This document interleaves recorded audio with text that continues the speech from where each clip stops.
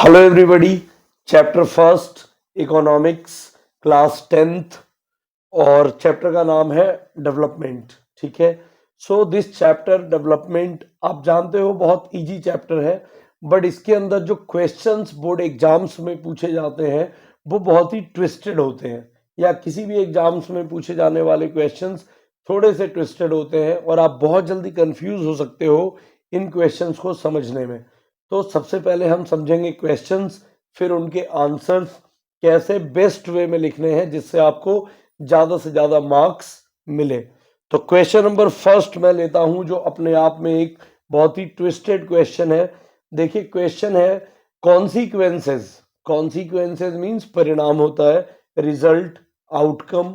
ठीक है, तो consequences of environmental degradation do not respect national and state boundaries, right? Consequences of environmental degradation do not respect national or state boundaries. Explain the given statement या फिर justify the given statement या फिर what is the meaning of this statement करके ये question पूछा जाता है। मैं ऐसा क्यों बोल रहा हूँ, बिकॉज 2014, 2019 और 2016 3 बार ये ऑलरेडी आ चुका है। तो देखिए इस क्वेश्चन का मतलब है कि जब भी नेशनल लेवल पे हो या फिर स्टेट लेवल पे हो, जब भी एनवायरनमेंट का डिग्रेडेशन होगा, कैसे होगा? सॉइल, एयर क्वालिटी, चाहे आप सॉइल क्वालिटी देखिए, वाटर पोल्यूशन होगा, तो all these are environmental degradation, right? तो जो भी डिग्रेडेशन होंगे, क्या वो डिग्रेडेशन अगर अगर पर्टिकुलर मान लीजिए मध्य प्रदेश के ऊपर हो रहा है तो क्या उसका इम्पैक्ट सिर्फ मध्य प्रदेश पे पड़ेगा? Of course not. या अगर चाइना के अंदर बहुत ज्यादा पोल्यूशन है, एयर पोल्यूशन, या दिल्ली में बहुत ज्यादा पोल्यूशन है, तो क्या वो केवल दिल्ली के ऊपर दिखेगा? नो, वो आसपास के एरियाज में स्प्रेड आउट होगा, मतलब फैलेगा। ठीक है, तो देखिए इस क्वेश्चन को आप कैसे लिखेंगे? Environment is degraded through air quality, water quality and soil quality. ठीक है, एनवायरनमेंट कैसे डिग्रेड होगा?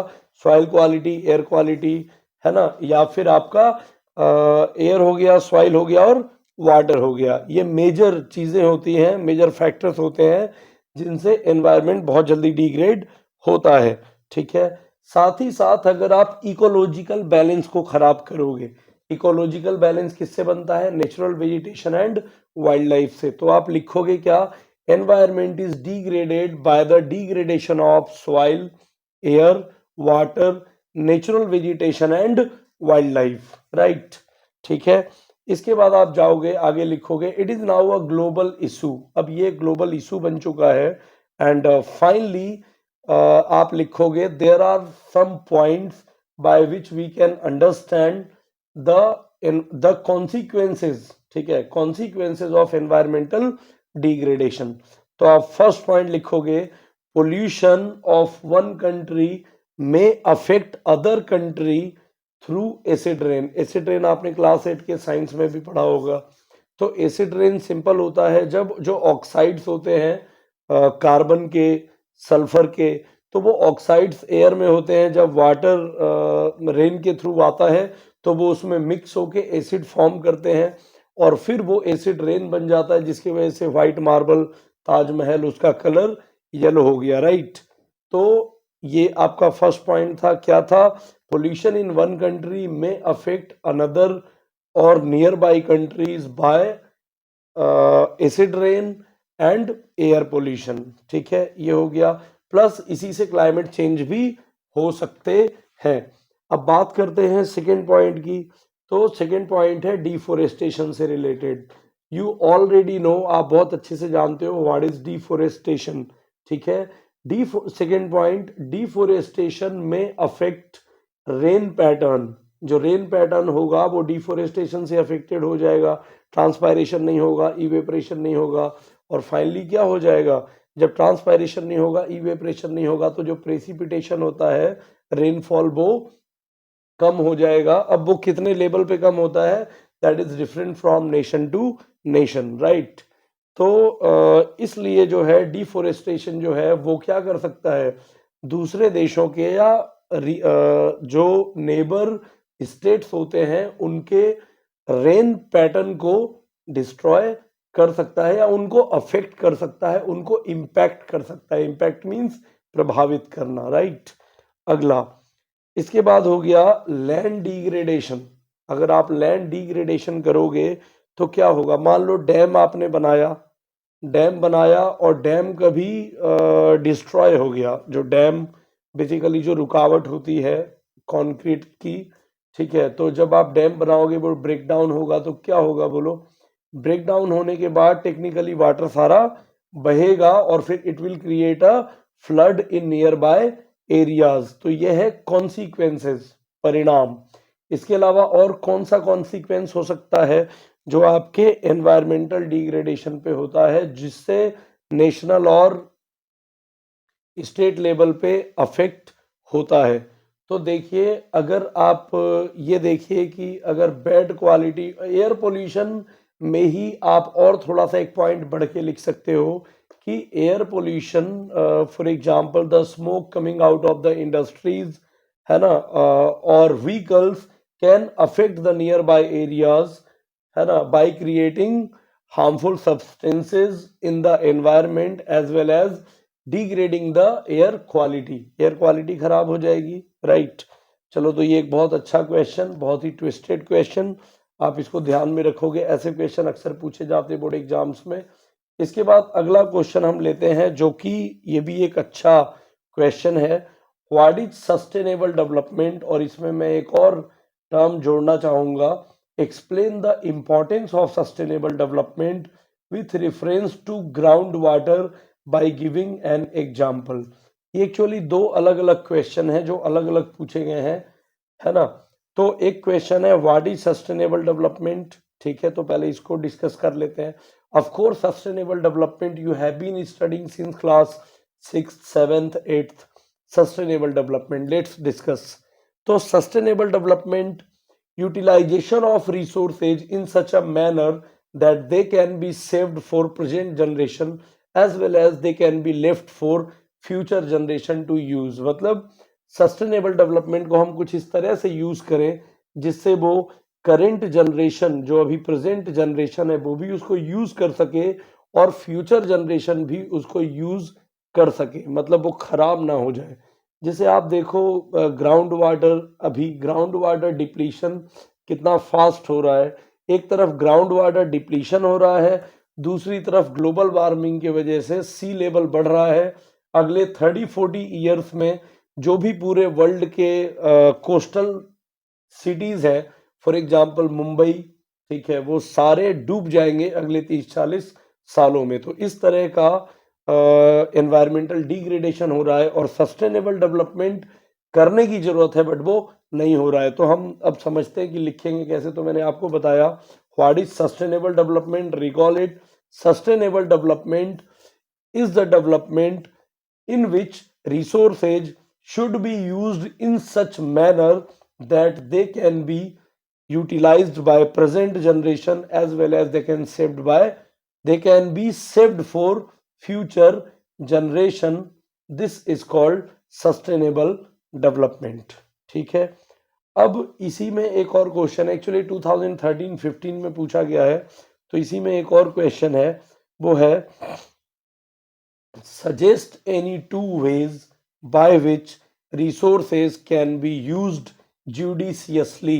मतलब कोई दो ऐसे तरीके बताइए जिससे हम रिसोर्सेज को जुडिशियसली यूज कर सकते हैं, मतलब न्यायपूर्ण तरीके से, जस्टिस, न्याय, जुडिशियसली, ठीक है, न्यायपूर्ण तरीके से हम उन्हें कैसे यूज कर सकते हैं। तो सबसे पहला, develop better techniques to take out the resources और टू यूटिलाइज द रिसोर्सेज। हम इतनी अच्छी टेक्निक्स का यूज करें जिससे कि हम रिसोर्सेज को बहुत अच्छी तरीके से उनको टेक आउट कर सकें, ठीक है, और साथ में their economical cost must be less. उनका जो इकोनॉमिकल मतलब उन पर जो खर्च आए वो बहुत कम आए। हमें ऐसा एफर्ट लगाना चाहिए, हमें ऐसा प्रयास करना चाहिए। सेकेंड है use of alternative sources of energy.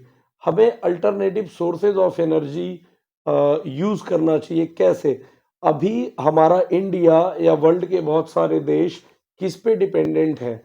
वो डिपेंडेंट है स्टीम पावर पे। स्टीम से जो इलेक्ट्रिसिटी प्रोड्यूस होती है that is called thermal electricity, और थर्मल प्रोसेस और थर्मल पावर प्लांट उनको कहा जाता है। और सेकेंड जो होता है वो है हाइड्रो इलेक्ट्रिसिटी जनरेशन। ठीक है, तो हाइड्रो आप जानते हो, hydro means water, you are a student of class 10th।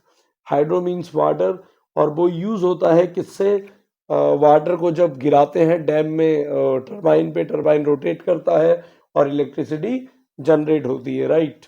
सो ये दो तरीके। इसके बाद अगर हम तीसरा समझे तो वो है effective use of recycling of resources. हम रिसाइकलिंग ज्यादा से ज्यादा करें जिससे हम रिसोर्सेज को डिस्कार्ड, मतलब उनको वेस्ट, बर्बाद या उनको फेंक ना दें। We must try to recycle the resources as far as it is possible.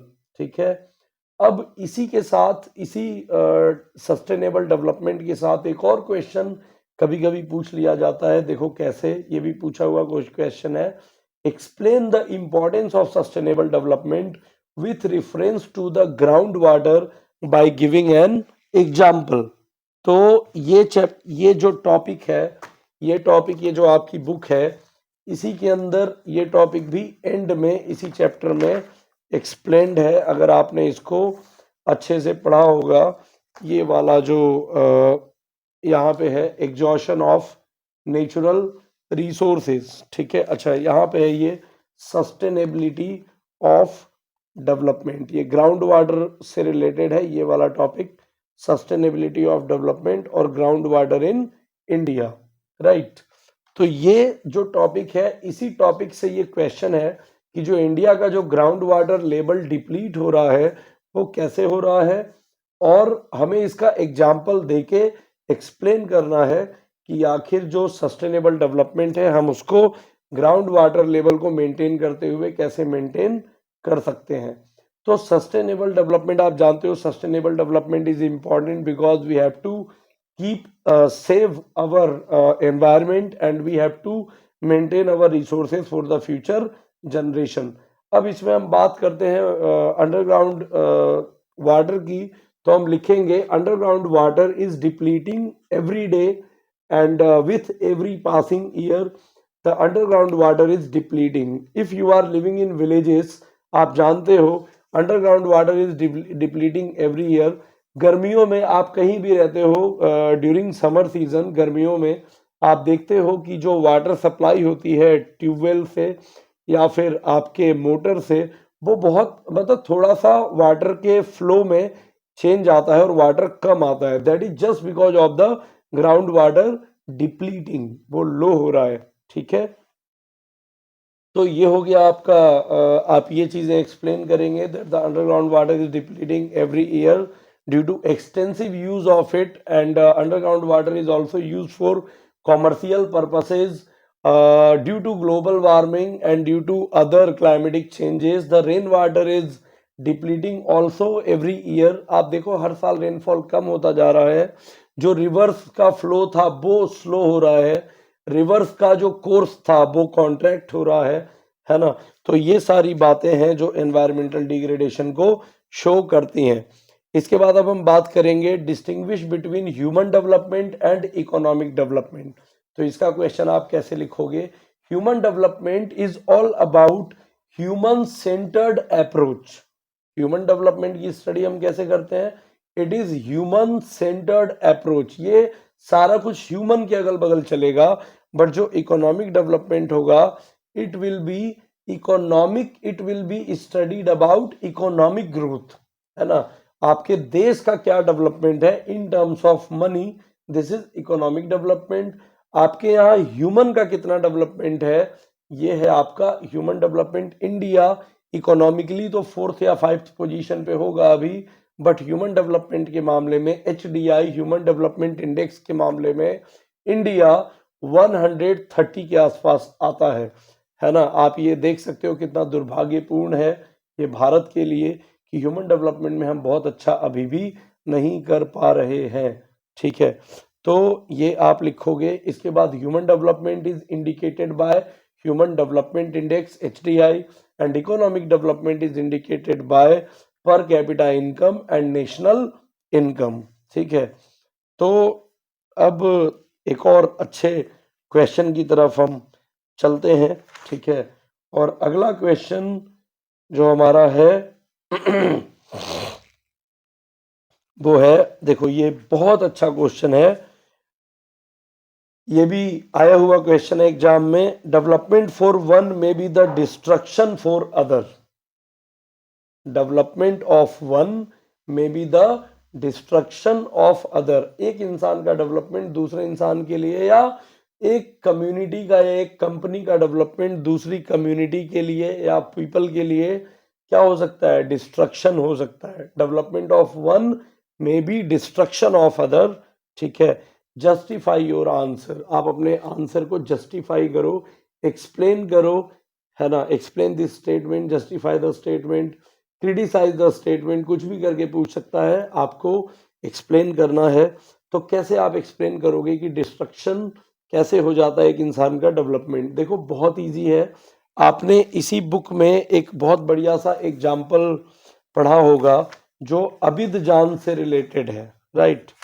अबिदजान से रिलेटेड है इसका जो एग्जाम्पल है, और ये मैं आपको बता रहा हूँ। देखो एक मिनट मैं निकालता हूँ, देखो यहाँ पे ये वाला जो पेज है आपका, ये वाला, इस पर ये जो दिया हुआ ये सारी डिटेल है।